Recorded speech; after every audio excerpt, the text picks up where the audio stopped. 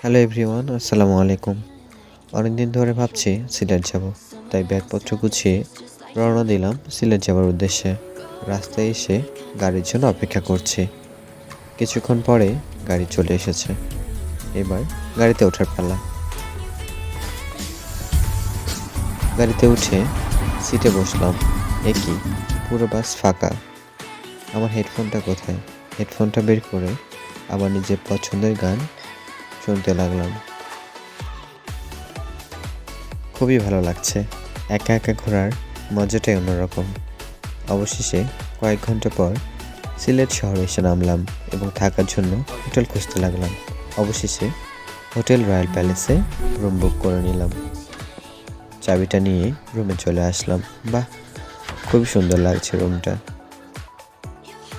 যাক, খুব ভালোভাবে কাটানো যাবে ট্যুরের এই কয়দিন।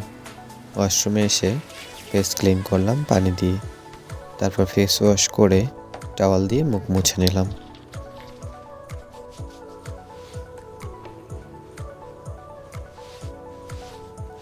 এরপর বাইরে চলে আসলাম নাস্তা করব বলে। একটা রেস্টুরেন্টে এসে সকালে গরম গরম খিচুড়ি নিয়ে নিলাম। সকাল সকাল খিচুড়ি খাওয়ার মজাটাই অন্যরকম। এখানকার খিচুড়ি অনেক সুস্বাদু এবং বিখ্যাত। তারপর একটা রিক্সা নিয়ে বের হলাম চা বাগান ঘুরে ঘুরে দেখব বলে।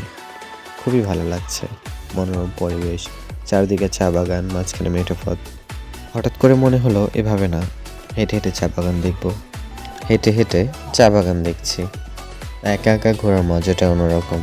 খুবই ভালো লাগছে। কিছু ছবি তুলে নিলাম আশেপাশের। হাঁটতে হাঁটতে মনে হলো আমি তো এক গভীর জঙ্গলে ঢুকে পড়েছি।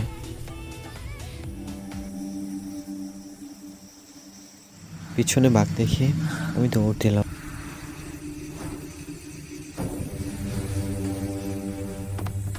দৌড়াতে দৌড়াতে এক মাঝি নৌকা এসে উঠে পড়লাম। যাক বাবা, বেঁচে গেছি।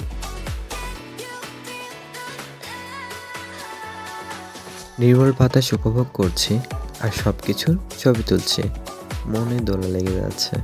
এত ভালো মনে হয় আগে কখনো লাগেনি।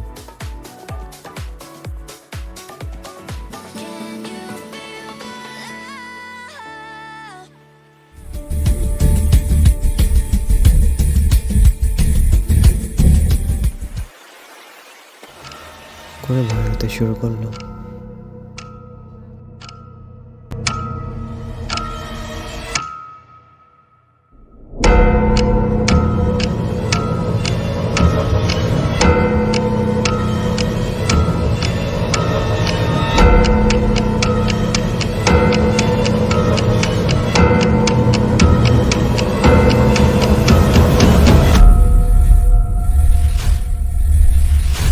তাহলে এটা কি দুঃস্বপ্ন ছিল?